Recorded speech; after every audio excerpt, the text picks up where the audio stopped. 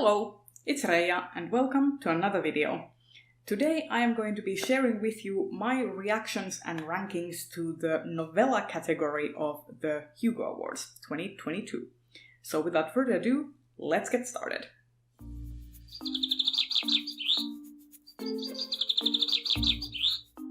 So once again, before I start, this list and ranking is not meant to affect anybody's voting decisions, and it is not meant as the one go-to opinion out of all opinions on the Hugo Awards in this category, or in any case, this is just my personal opinion, and also I want to share and compare and contrast with other content creators and other Hugo enthusiasts who are talking about these categories.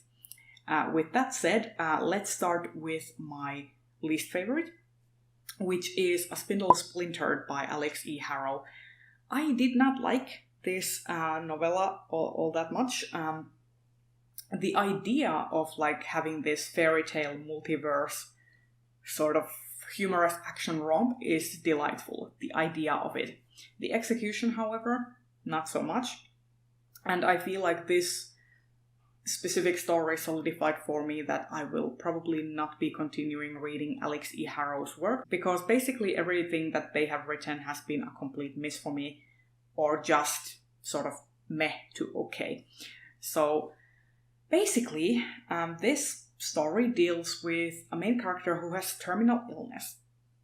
However, you would not know that about this character unless they kept mentioning it all the time, because it does not in fact affect them at the course of this story. It comes out as a kind of plot point at the very end stages, but otherwise this character acts completely normally. They can do all sorts of things that a person with an able-bodied experience would be able to do. So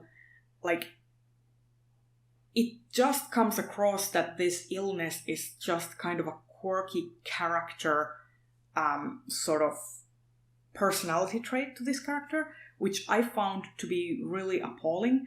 And obviously, I have not dealt with a terminal illness ever. I have had people close to me be in hospice care and stuff. And I have myself suffered from a long-term illness and had to have some pretty invasive treatments for it and stuff. So I know what living with a long-term and chronic illness is like.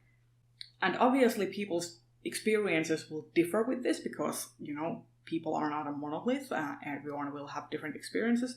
But I just thought that the way this was handled, this specific experience, just made me very uncomfortable, and I just did not find it enjoyable to read. It just made me sort of grossed out, because to me it felt like the illness was sort of this window dressing that was just a means to make this character make sense in a sort of Sleeping Beauty storyline. And I just found it to be really tactless. And that is why I could not get past this character and how they were written in this really I don't even have the words to describe it. I just felt very offended.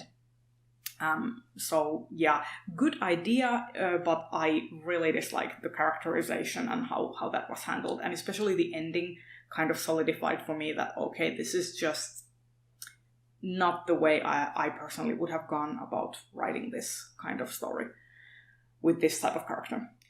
Next on my list is Fireheart Tiger by Aliette de Bodard.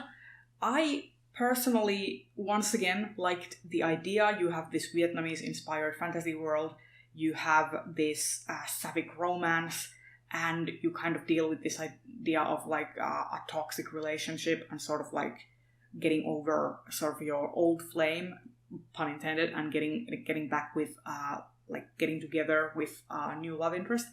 However, this was very underdeveloped, and I just felt like that as a reader I was sort of expected to do a lot of gap building, because these characters are not really fleshed out fully.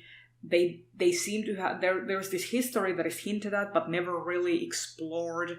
and there's almost like these instant modes of attraction, and I just didn't feel connected to any single one of these characters. I think the closest one that for me felt like the most realized character was actually the mother, which was interesting.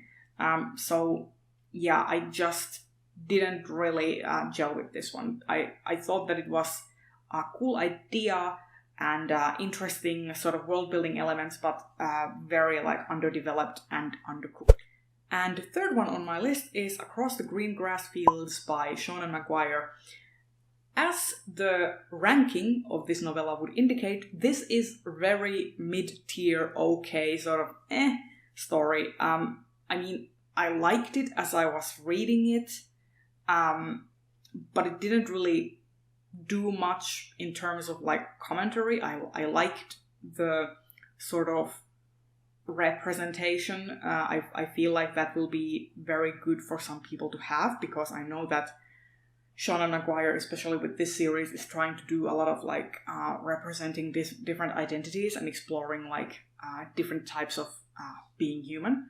So that's nice. However, I just didn't really like connect with this story. It was okay. I actually kind of liked the very ending part and the very starting part of this the best, and then the middle part was kind of like because nothing sort of happens. There's also a lot of time skipping, so it just feels like a mishmash of moments in time that are picked at random, and there's no sort of urgency. The urgency comes at the very end, and even then it is not very like there's not a lot of stakes.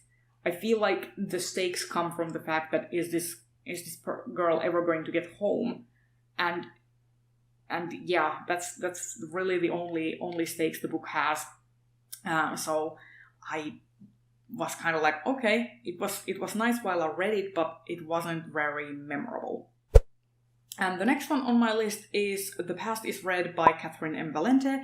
This is a sort of pastiche climate fiction satire and humorous sort of story with a very like sassy, self-deprecating and humorous main character. And it is basically all about these people living on this giant floating trash island after like a climate catastrophe has basically, like the ice caps have melted and like the world has drowned, and these people are surviving on this floating trash heap. And yeah, it was interesting. It was okay. I think with this one, if you can get past the character voice and how crude it is and how sort of crass the main character is, and all sorts of these references and sort of in-jokes about various, specifically American sort of consumerist products and brands, I think you would like it. I honestly have no personal connection to a lot of American brands, products, and a lot of American media even, because, you know, I'm Finnish, therefore I don't have those connections, and this was just kind of to me. I mean, it was nice, it was well written, I enjoyed some of the humor, but all in all, just, you know, this just inches past Across the Green Grass Fields in terms of like enjoyability. It was okay. At least this had a memorable character voice and a memorable premise. And now on to the two novellas that I actually liked. First, A Psalm for the Wild Build by Becky Chambers. First off, I have to say this was not my favorite Becky Chambers, not by a close shot, but I liked it. This is basically all about exploring burnout, exploring this idea of how it feels to lack purpose and wondering what your purpose is, and trying to kind of like find ways to break away from the mold and break away from the hamster wheel, and even trying to trying to figure out what you want and what your place in the world is. And I thought that it was nice. I'm not actually sure if I'm that enthused to continue on with this series now after I read this first one, because this one didn't really click for me. I mean, I liked it while I was reading it. This is harmless. This is like harmless fiction. It tries so very hard to be hopeful and inclusive, and I applaud it for that. But it also comes across a little bit boring at times because of it.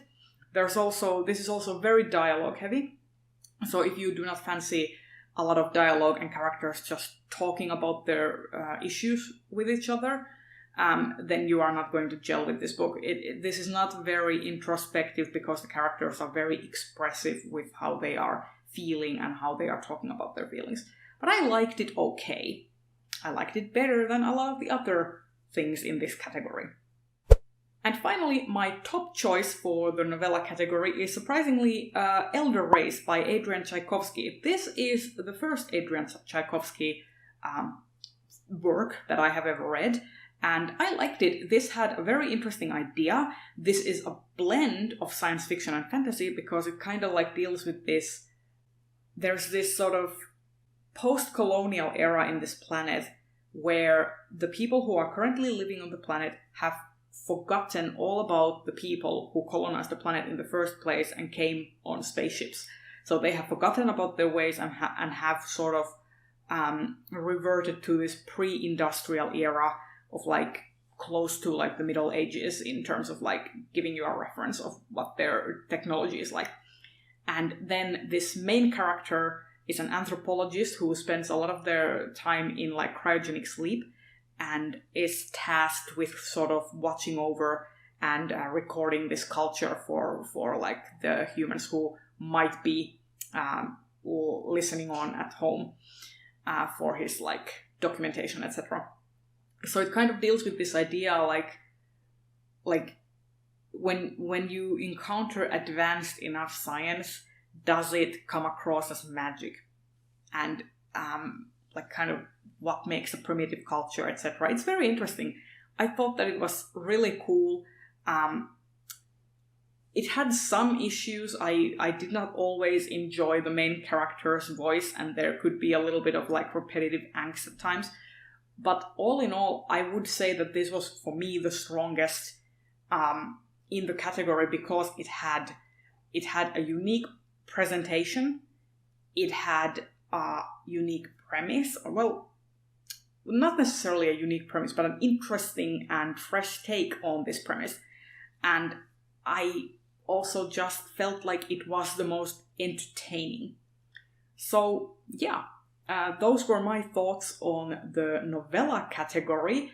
I have to say, this was probably my least favorite category to read because I did not actually enjoy all that many of the novellas.